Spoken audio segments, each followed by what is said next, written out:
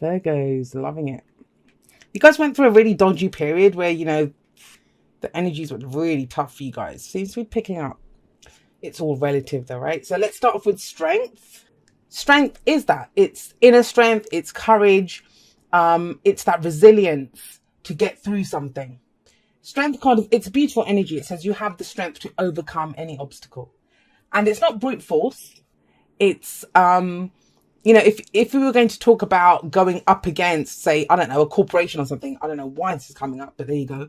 It's more the kind of sit-in, having like a sit-in rather than rioting and protesting in the streets and stuff. That's the difference. Strength is more quiet energy, you know. It's that inner resilience. I can get through this. I can do this. I've got the courage to see this through. And you overcome all obstacles like that. She has that lemnis gate above her head. So she has the knowledge. It's her knowledge that gives her the strength. The lion should be able to rip her apart. This line looks kind of weird in this deck. I don't know. But that's what gives her the strength to get through this. So beautiful energy to have as your underlying energy for the week. Now, the thing is, when strength comes up, as beautiful as an energy as it is, it does talk about obstacles that need to be overcome, you know, otherwise it wouldn't be telling us anything. It wouldn't say that we need strength. So there is that kind of implied message with strength, but you're up for it. You're good. It's not going to be obstacles. You probably see them more as challenges to overcome, right? So what do we have? What's at the heart of the reading? What's the central issue? We have the Six of Pentacles. This is about giving and receiving, balance, right? What we give out is what we get back. So this, you know, I always see this as the minor arcana version of justice.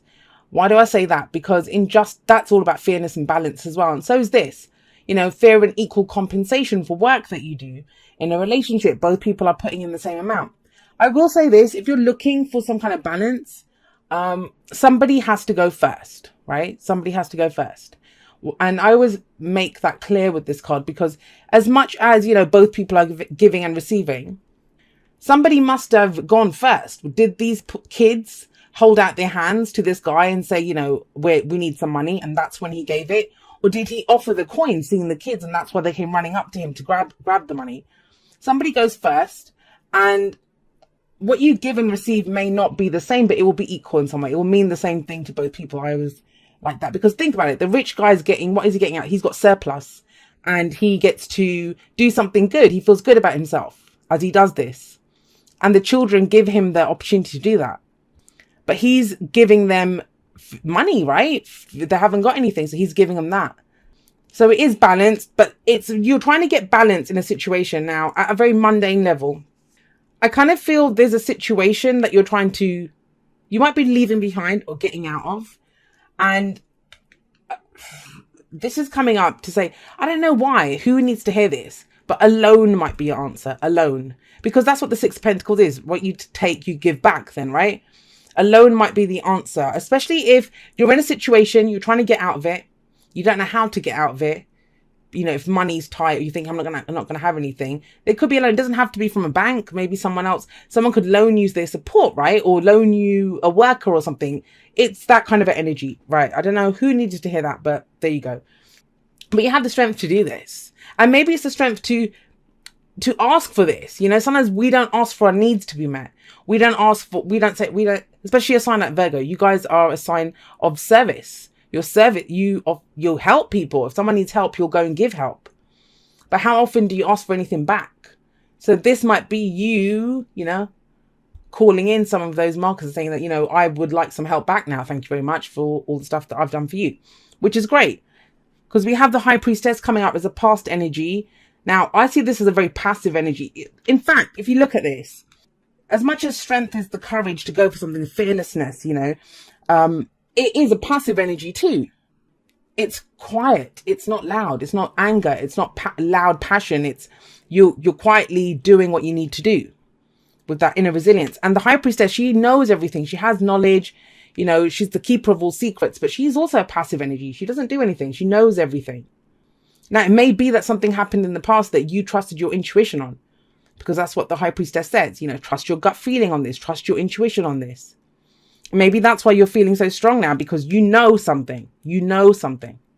Something may have been revealed to you. She's a tarot card reader, right? She has occult knowledge. She's the kind of, I always see her as the kind of ethereal version of the Hierophant. He's the earthly representation of, like, you know, religion, organized religion, corporations, stuff. She's not that. She's a cult study. She's not universities and stuff. So there's something here, some knowledge that you gained. Don't know how you gained it. Someone told you a secret. You figured something out from you had a gut instinct about something, or you learned something, right? I think that's giving you a lot of strength. And more than this, if you're going into a situation, I'd say there's 50-50 chance here. If you kind of didn't believe you had a chance in a situation before, you do have a chance now.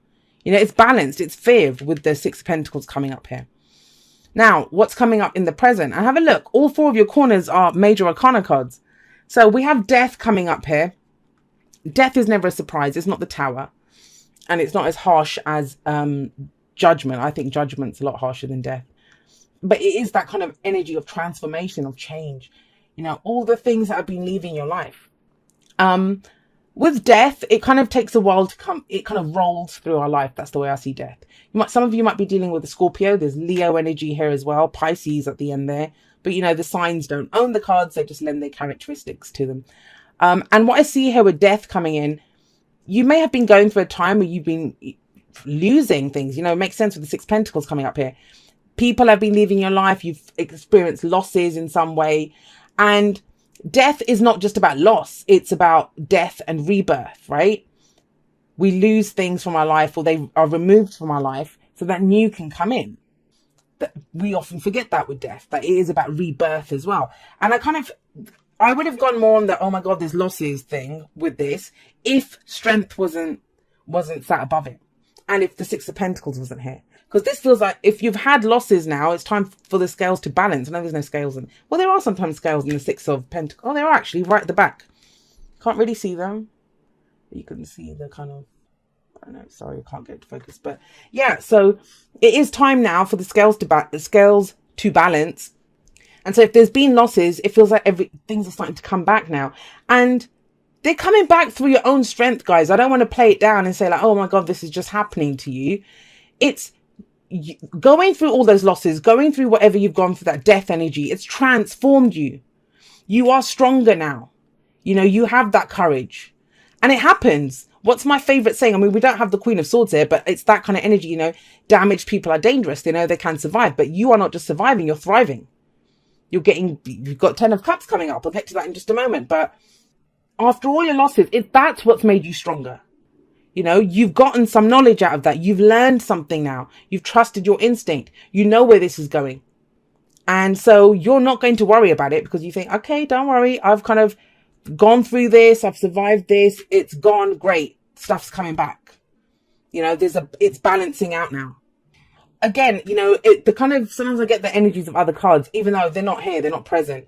I'm getting Queen of Swords and I'm getting the Wheel of Fortune where the wheel turns. You know, nothing stays. That's the only thing that's guaranteed in life is change. And we have that kind of change rolling through, especially with death coming up. But we have the Ten of, where does it lead? Where does all this change lead? Well, it leads to the Ten of Cups. But, you know, I always say nothing just happens in our lives, right? And this is kind of grace under fire. That's how I'm getting from this. You're showing immense grace under fire. You're standing your ground. You know, you are courageous in the face of whatever the losses have been, because you know they're going to balance out. And they do. They don't even balance out. You are expecting that. I think you would be happy with that, with a kind of draw. You know, win, lose, draw. You've had so many losses. Yeah, win would be great, but, you know, you're happy with the draw. Six of Pentacles. There's a win here. We have the Ten of Cups coming up. This is happy families. This is, you know, it's our true heart's desire. The Nine of Cups is the wish card. But I always say the Nine of Cups is what we wish for when we know what we want. And this is when we know what we need. When we get what we need in the Ten of Cups, that's when we're truly fulfilled and happy, right? So this can be to do with the family. This can be some kind of celebration. It's also one of the marriage cards, but it's groups of people getting together and it's something to celebrate. Now, let's try to get a few, because I've kept the energies, that's how they are in this, but this could be that, you know, there's been if we're looking at marriage for a relationship or some kind of major commitment, that you haven't had the money, then a loan, you could have a loan, or someone will help you pay for it, right? if it's a relationship. I don't want to make it fit like that because the energies are so big, especially these. And this could affect anything, you know, anything. It could be overall, it could be romance, work, everything together, not just one thing. When you get so many major arcana cards, that's across the board change. You know, it's affecting everything. There's a very big energies that come in, especially cards of death. Things are changed. Things are different. You're different. You're different. You're feeling this strength that I can do this. I'm going to go to my happy ever after. You know, the reason I can hang in here, the reason I've got the courage to go forward, because I know this is what's waiting for me. Some of you are doing it for your families or a future family that you're looking for, right? I mean, even for work, this is maybe you've been working, you weren't getting paid. You've put in extra hours. You've done so much. You've just quietly endured it, learned things, did things, kept going. And maybe there've been losses at work, but out of that, something celebration worthy comes in. Now, the advice here for you, because you're not here yet, that's what your focus is. The future card is always the focus. I would say it's the least important card in a spread because it's the one that can be changed. For me, the past and the present are the key ones. And some people don't like the past, but that shows you why you are where you are.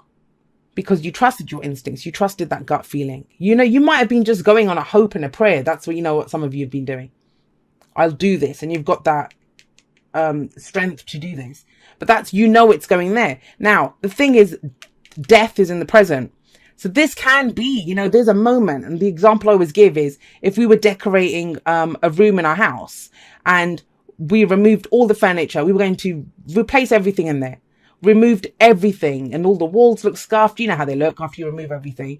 And at some point, everything looks barren. Everything looks nasty and dirty and it needs to be changed. But that's right before the change happens. So some of you might be here and just hanging on by a thread. So that's the advice. The advice is the moon card. And both of these cards talk about intuition. I mean, they are secretive energies. She's secretive. The moon talks about secrets as well, but it doesn't make sense with everything else. Unless you know a secret that's giving you strength to go forward, that you know. Let this go now. I've got like an ace up my sleeve. That there could be that element here. But the moon, overall, the energy of the moon, it's what it's saying to you is, you know, you might look ahead and not be able to see clearly yet. You know this is there. You hope this is there. You know, it's shadowy, but you know at the end of the street, this is what's waiting for you. But how do you get there, right? How do you get to the 10 of Cups, the happily ever after? How do you get there? Well, the moon, it's illuminating part of the street. So there's shadows everywhere. It's a card of illumination, but you don't look at what's revealed. You look at what's not revealed. So what's in the shadows? Now, you might say, well, I don't know. I can't see in the shadows. Yeah, you can't. But your brain will start to tell you what's there. You know, your mind starts coming up, that little saboteur, the fears, they start speaking. There's dangerous animals out there. Someone's waiting to attack me in the shadows. That. So what the moon asks you to do is look at your fears and doubts. Look at your fears and doubts. And you may have to tap back into this. Some of you, you've been doing some kind of meditation work or some intuitive work or something, you know, with the High Priestess coming up here. But because it's sat underneath there, it's saying you can't trust what you see around you just yet. You can't, you know, this is around the corner yet. You can't actually see it. It's not in your eye line yet. You can't see it. But the only thing that's telling you it's not there are your fears and doubts. So have a look at those. But I love the death energy that's coming in with underneath strength. Because it's the strength to endure all of that. Because you know you're going to your happily ever after, right? And I mean, we call it the happily ever after. It's the end of an emotional cycle. You guys have been strong, though. You know, with the High Priestess, it's very passive energy. Someone might have looked at you and not known what was going on. They would have just thought, oh, you know, Virgo's all calm and good about this. And there could have been lots going on. You know, you still, with death coming in, that's transforming you. You are not that same person that you were. So you have, I love you. These are very important words. You guys are keeping it simple, I swear. Focus on love. Look for the good attributes in each and every person in your life. And this is, you know, the basics of who we are. I did a talk, I don't know how many weeks ago, was it in my outro, where I was harping on about love. And I do it all the time on social media as well. Because that's what we are. We are love. Love's been turned into this romantic thing. But we are love, you know. So is that to get strength, if you start doubting your strength, if this fear start to creep in and say, well, this is not happening, or what's going to happen? I thought, you know, was my gut wrong? Was my instinct wrong to go with this? No. Focus on what you love. And that is love. That is the union of love. You know, that's the groups, the family. Everyone's celebrating love together. And be sure to say, I love you too, as much as you can. Beautiful. I mean, I love these two together because they're so basic. They just love. What do you love? What's getting you through this? Because that's going to give you the strength to do this. And it will tell those fears to you, shut up. If they're meant to come out, they will come out again. But let's see what's that one. All right, not for you. So yeah, that's death, right? Something's being removed, not for you. But death is something being removed. You know, I don't know if I said that clearly enough. It is, but it serves you. And you're strong enough to do this. And I think you know it. It's never a surprise. It's never a surprise. That's why you're being asked to focus on what you do love, because something is being removed from your life that, you know, it doesn't serve you. That's what the death card says. Look, it just doesn't, there's better things coming in for you. And you kind of know that, right? You kind of know that. Okay, it says, dear you, oh my, things are stirred up and change is upon you. Yeah, hell yeah, they got death in the present. This is cause for celebration. No need to be nervous, but know that it's okay to be afraid when faced with the uncertainties of life. This is your reading, Death and the Moon. The funny thing is that courage, this is, wow, is that courage doesn't get mustered in the absence of fear, rather in spite of it or even because of it. Step into the unknown now. Let go of the branch you are clinging to and let spirit take the wheel and help steer you to your highest good and most wonderful adventure. All you need to concern yourself with is choosing courage as your ally. Leave the rest up to us. There's a load of miracles being shipped your way. Remember what philosopher Joseph Campbell said, take one step toward the gods and they will take 10 toward you. We're all doing the destiny cha-cha on your behalf. That's right. Don't be afraid to dance. Loving you always. And think about it, guys. You know, it's that whole take one step. That's why I was kind of making a big deal about who goes first. Somebody goes first here. So it might be going out on a limb. It might be that, but that basically summed up your reading. It summed up your reading. You've got the courage to go for this. And like I said, you might just be in this on a, you know, a gut feeling, on your instinct, on your intuition. And that change starts happening. Things are getting transformed around you. And yeah, fears come in, right? Your fears and doubts, but that's all they are. That's all they are. Even the moon card says, trust your intuition. Don't trust what you see around you. Trust your intuition. And you know what that is because she's coming up here in the past. And it leads to, yeah, miracles, amazing things coming in.